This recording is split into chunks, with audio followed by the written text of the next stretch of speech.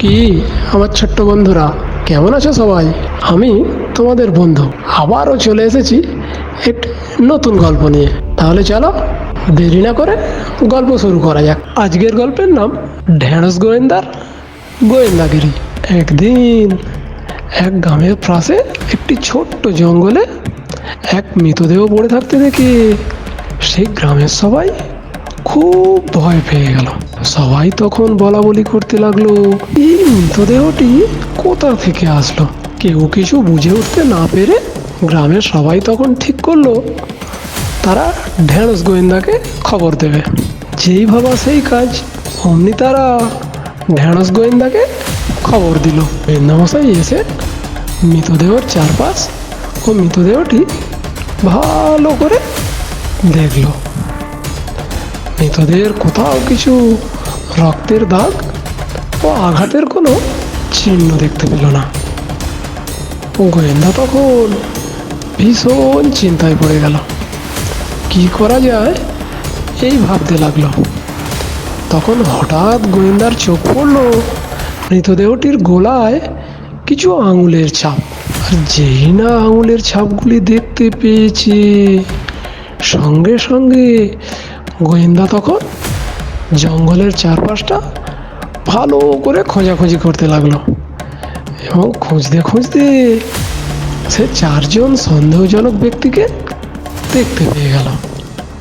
প্রথমজন একটি কঙ্কাল, দ্বিতীয়জন একটি কাকতাড়ুয়া, তৃতীয়জন একটি মমি, আর চতুর্থজন একটি জম্বি।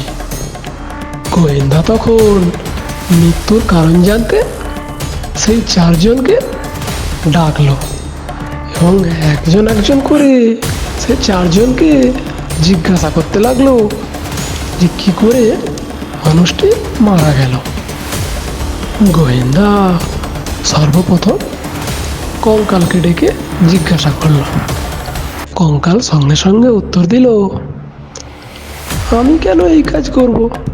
আমার তো খিদাই পায় না, তাই আমি শুধু শুধু কেন মানুষ মারব? গোয়েন্দা তখন দ্বিতীয়জন কাকতাড়ুয়াকে ডেকে জিজ্ঞাসা করল। কাকতাড়ুয়া তখন বলল, আমি তো কিছুই জানি না, আমি শুধুমাত্র মানুষকে ও পশু পাখিদের ভয় দেখাতে এখানে দাঁড়িয়ে থাকি। আমি তো এক জায়গা থেকে আর এক জায়গায় যেতেই পারি না, তাই আমি এই কাজ করিনি। তখন তৃতীয় ব্যক্তি মমিকে ডেকে জিজ্ঞাসা করলো। মমি তখন উত্তর দিল, আমি তো পিরামিডের ভেতরে থাকি, তাই আমার কোনো শত্রুই নেই, তাই আমি মানুষকে মারিনি। তখন চতুর্থ ব্যক্তি জম্বিকে ডেকে জিজ্ঞাসা করলো।